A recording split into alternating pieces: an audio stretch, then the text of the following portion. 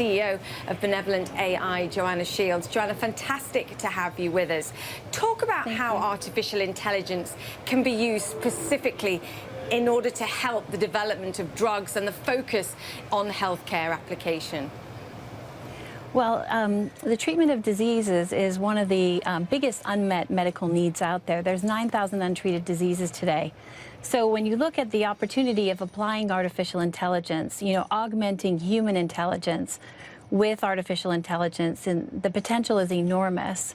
So what we've done at Benevolent AI is we've developed an end-to-end experimental and computational platform that allows scientists to explore the world's largest biomedical knowledge graph, which we're assembling, to formulate hypotheses, test those hypotheses, validate them, actually synthesize compounds and take them into clinic. So end-to-end, all the way from data to drugs.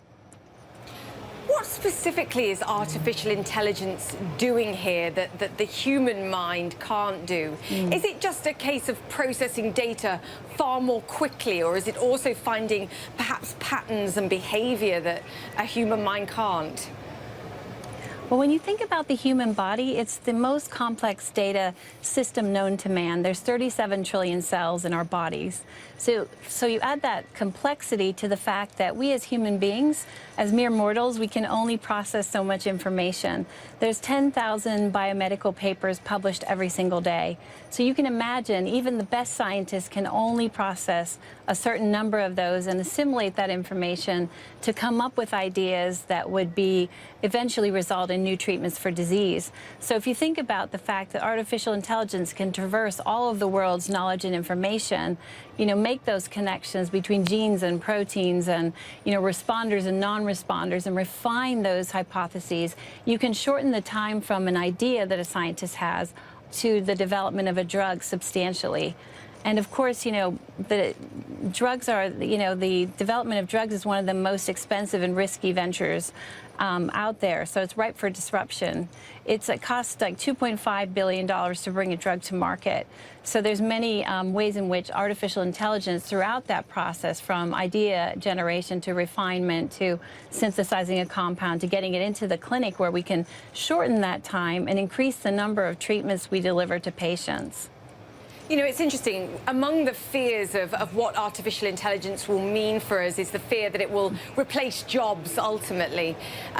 Is that the case here, or is it only actually going to create jobs if we're more efficient and we're bringing drugs to market quicker, hopefully, that actually are good cures or at least treatments? Well, we think with artificial intelligence, we can become this innovation engine for the pharmaceutical industry. We can generate, thousands of hypotheses that have potential to be validated, that we could then work with partners to explore, in the hopes that instead of bringing out a handful of drugs every year, we can bring out 10, 20, 100, even thousands of drugs every year.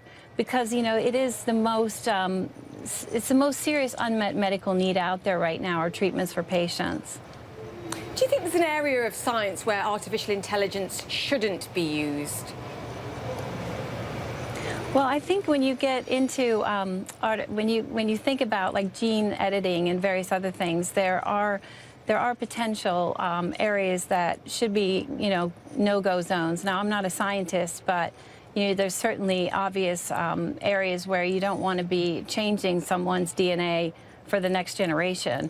But, I think we're so far from that right now. There's so much potential to do good here. There's so much potential to find the right drug for the right patient at the right time, using artificial intelligence and advanced machine learning techniques, refining that, using artificial intelligence in the chemistry and development of molecules that would go into clinic or into preclinical development. There's just enormous potential just to innovate in that area. It's good to shed light on the benefits here. Benevolent AI CEO there, Joanna Shields, thank you so much for joining us. Thank you.